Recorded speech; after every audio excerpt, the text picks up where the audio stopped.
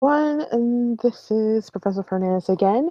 Now we're going to talk about Now and Then America, another poem by Pat Mora, and that we're talking about in our second week of assimilation and acculturation. We've studied so far in this class lots of topics and or lots of themes in literature. We talked about acculturation and assimilation.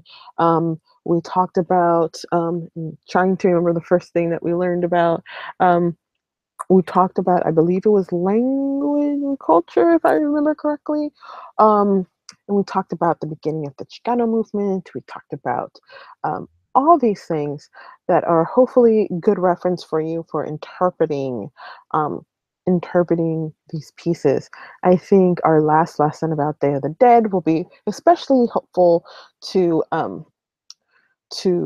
interpret Now and Then America. So this one is not as easy to interpret as Elena, in my opinion. Um, there's a couple of things that are going on in the Elena poem, and it's very layered, and it's very beautiful. This one is very dire, I almost want to say. Um, Again, so a disclaimer, I'm going to go through kind of the big plot points here of the poem. The deeper analyzation comes from you and you doing the work in the class and in the module.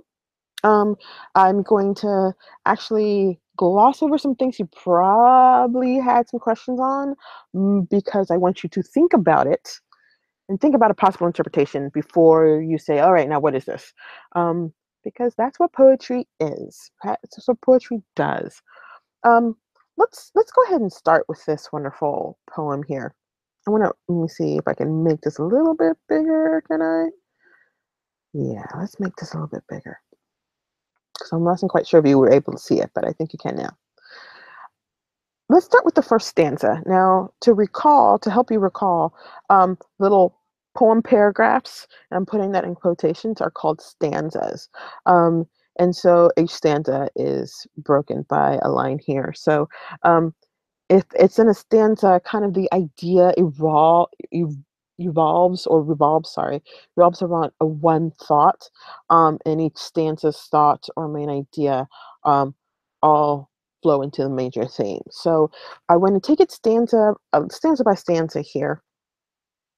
The first one: who wants to rot beneath dry winter grass in a numbered grave, in a numbered row, in a section labeled Eternal Peace, with neighbors plagued by limp plastic roses springing from their toes? Grant me a little life now and then, America. So, you're probably thinking, what is this? I don't get it. Okay. It's okay. Breathe through it. Let's go through this top part before we go into the limp plastic roses. We have the scene here of a grave or of a cemetery. It is dark and it's bleak. I should say. I shouldn't say dark because there's nothing here that tells me dark.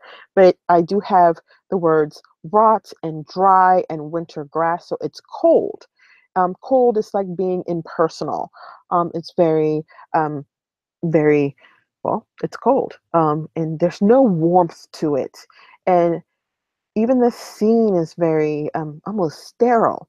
There's nothing that really demarks one thing from another, as we can see in the next couple of lines: in a numbered grave, in a numbered row, in a section labeled Eternal Peace. So you are in a cemetery that is bleak and cold, and there is nothing that distinguishes one thing from another other than uh, a number on a grave and a number in a row, and that's it. There's no life there. So this is really symbolic here of the theme that she's talking about. Um, because this is the section of acculturation and assimilation, and we are talking about assimilation this week, you can probably guess this is going to go tied toward the thoughts of assimilation, right? So that gives you a hint there. But if you didn't know it was assimilation, you can really write some notes here on the side. Let's see if it'll let me do some notes here. Comment. So what we have here is just, it's cold. Ah, no, we don't want that. Um, it's cold, sterile, sterile. I gotta spell that correctly. Um, it's sterile. It's not. It's not warm or welcoming, right?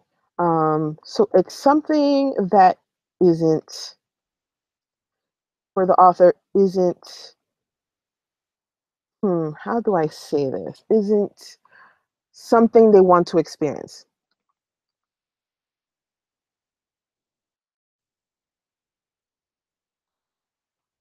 right? So let's look at this next part. So, with neighbors plagued by limp plastic roses springing from their toes. So, some people put out real flowers, other people put out plastic roses. Plastic flowers are fake. So, we can actually add that there. Let's post that. Um, so, we can talk about these flowers. Ay, por Dios. Okay. These flowers being fake, you know, this fake emotion or something that isn't true. Or you can even talk about it, it's just enough. Somebody's doing just enough to be considered, to be remembered, right? So you have this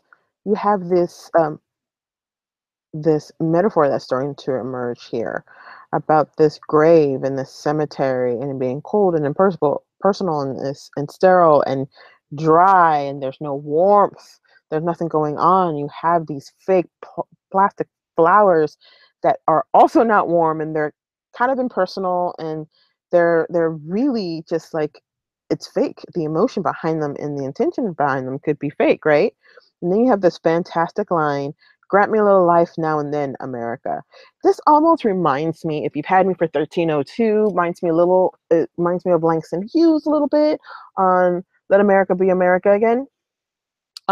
It reminds me a little bit kind of the second voice in that poem. That second voice reminds me of this voice. Even though this is all the same voice, this kind of line at the end of this stanza kind of tying all together that yeah we have this metaphor. I don't know about it being nice, um but this metaphor and talking about fake emotions and fake flowers, and then we have grant me life now and then America. We're talking about life, where death goes and rests. So we have this here conflict here, or this back and forth, this comparison between life and death, and what life is and what death is. And apparently, the speaker is dying, and it's a death that is not well welcomed. When is death well welcomed? But it's that. So let's go to the second stanza. Who wants to rot? Who wants to riot? Let's read that again. Who wants to rot as she marches through life in a pinstripe suit, neck chained in a soft silk bow, in step, in style, insane?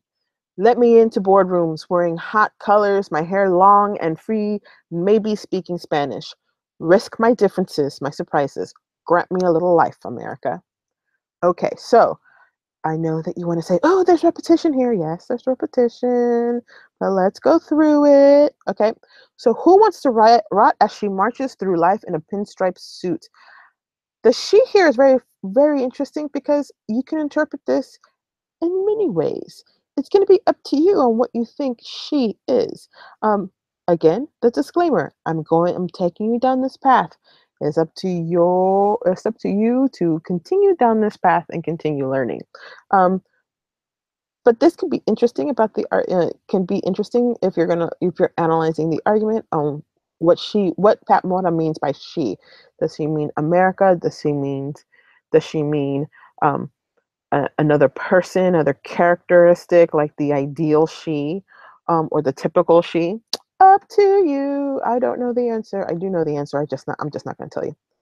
It's up to you. Okay, so who wants to ride as this person, whoever it is, marches through life in a pinstripe suit, neck chained, and a soft silk bow, in style, in step, insane. So again, we have something here that's very um, the word choice here is very interesting. We have marches, which she's not gallivanting, she's not chassing, she's not even walking. She is marching, and that's very rigid, right? Very prescribed, I would say sometimes. Pinstripe suit. If you ever seen a pinstripe suit, they're actually kind of nice. If you're being super formal, so we're talking about super formal. And it's a suit, so it's not very like giving. Um, there is no room for anything that doesn't conform to the suit. So you kind of feel this kind of closing constriction starting to happen with her word choice here. Her diction, she's using marching, she's using pinstripe suit, neck chained. Okay, now we're starting to get some imagery here. Her neck is chained by soft silk bow. Okay, so let's talk a little bit about um, this here line. So with marches, pinstripe suit, and change, you have something that's constrictive, something that is just, it's not gonna let you breathe, man. It's almost like you're holding your breath and you're almost being wrapped by a boa constrictor. And the more you try to breathe, the more the more it tightens around you. So you have that with the contrast of soft silk bow.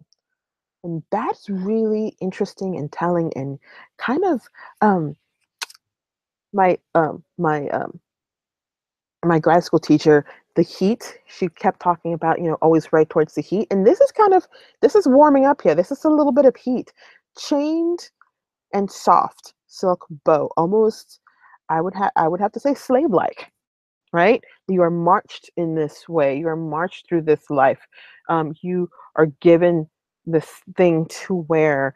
And then what's so different is that this bow is so soft and silky, right?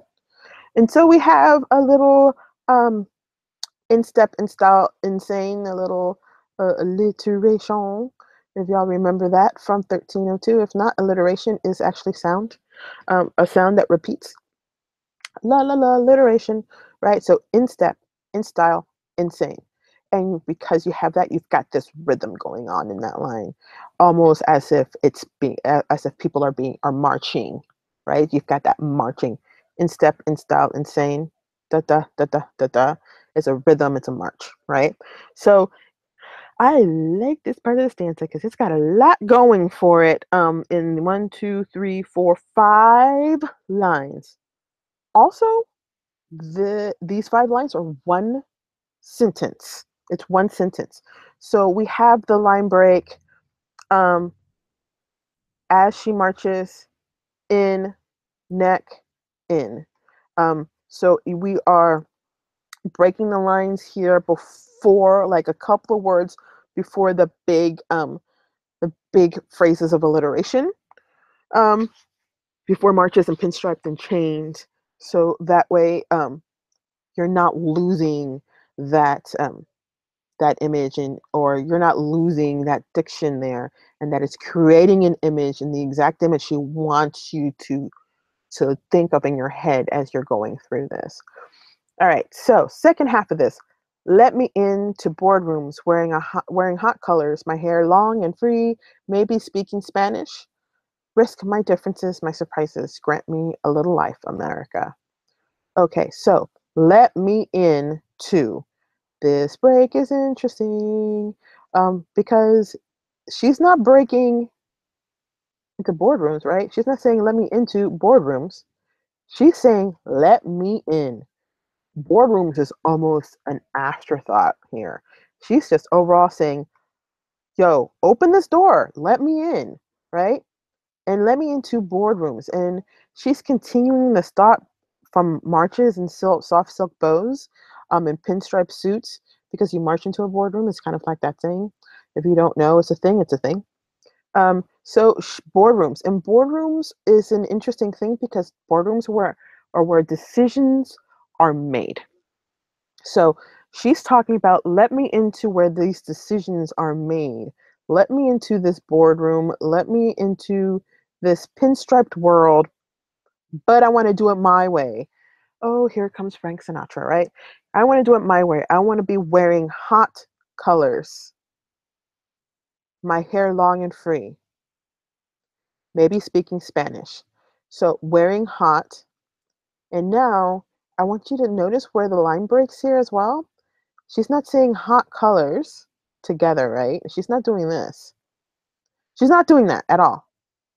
Hot is broken with colors. Let me make this correct here.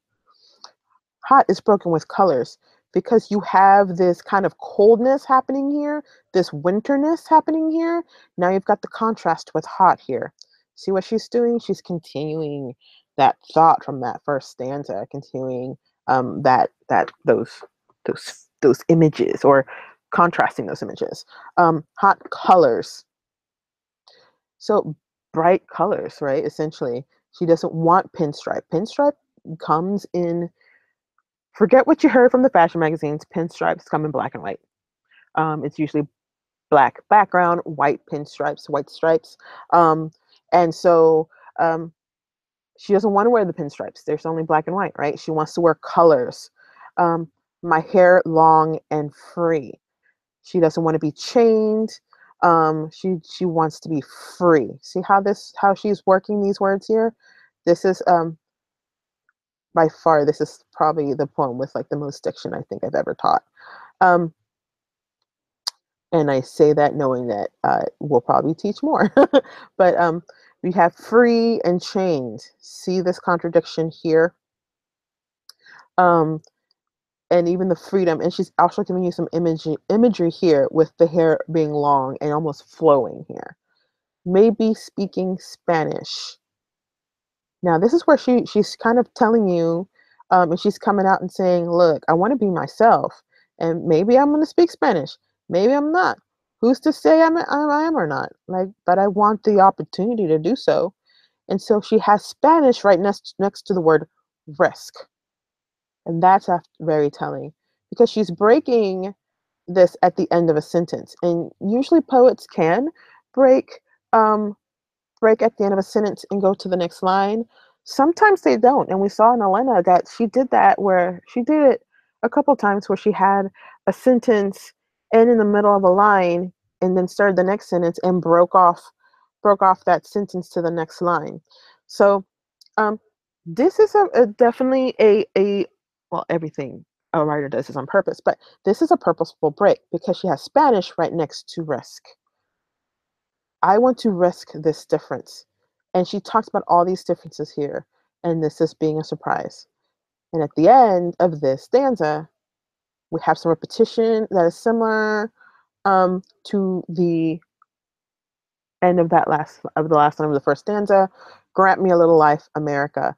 So here, actual life, here, figurative life, and the ability to make decisions or be part of the decision making group um, on her own terms. Let me be me.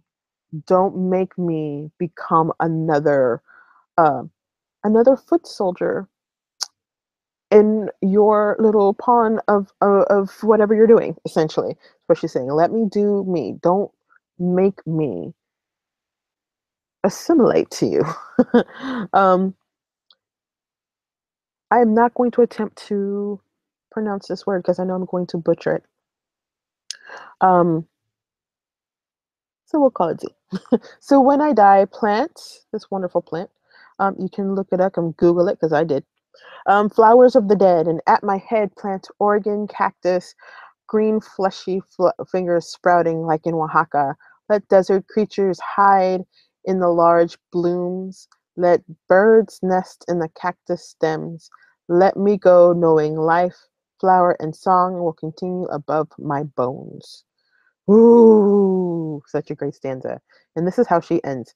So, if you remember, we have Flowers of the Dead. Sounds familiar? It should sound familiar. At my head. So you have Flowers of the Dead, and at my head, that there should be an image that pops into your head with these two parts of the stanza. or sorry, these two parts of the line, um, or parts of the sentence in the same line. She remember she did not break here. She did not break there. She broke at the end of head. So flowers of the dead at my head should pop an image to you, a cultural image that we just learned about. Plant Oregon cactus, green fleshy flower sprouting like in Oaxaca. So this again um, is more imagery happening here. Um, we're talking about desert. We're talking about, well, Oaxaca's really not, I guess. Um, we're talking about some desert here. We're talking specifically about Mexico, a a city in Mexico, an area in Mexico. Let desert creatures hide in the orange blooms. Desert creatures, they mostly come out at night when it's not as hot, right? Um, you want and things bloom in the desert as well. So you've got wonderful things here happening here. Let birds nest in the cactus stems. More images here of desert. More images here of um, of prosperity is the wrong word, but of growing living things, of life. That's what she's talking about here. She's talking about life, which is in contrast again to the top. Dry winter grass, the graves and everything, in contrast to the top stanza. She's talking about let things bloom, let life happen, is what she's been saying this entire time. Grant me life, grant me life. And she says, you know what, when I die, I want life to still continue, but in this way. Um, and these three lines right here are fire. Um, Let me go, knowing life, flower, and song will continue above my bones. Oh my gosh, this line right here is so awesome. I read this and I about lost my mind. Um, so, in case you couldn't get life here, she's telling you she wants to go knowing life, flower, and song will continue.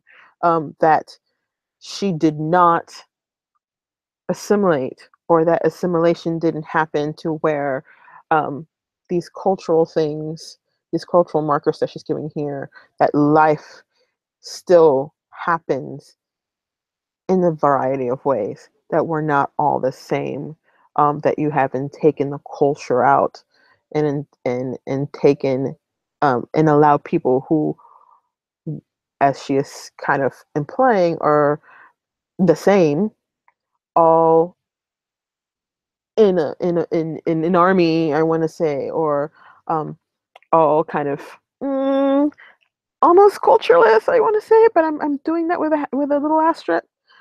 Cultureless, go into boardrooms and make decisions, or don't make me one of these like culturalist zombies, essentially, and let it happen and let it continue right above my bones, so that way I know it was for naught.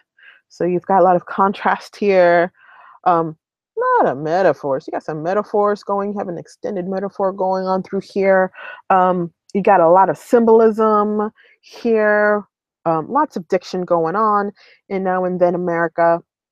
So I'm gonna stop there because I give you lots of things. There are more things here you can think and talk about in your discussion boards. But this talks about acculturation in America. Um,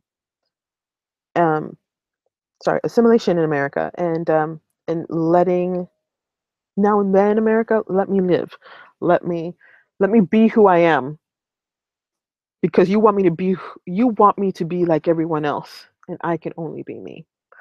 So this, along with Elena, pair very, very well for the module.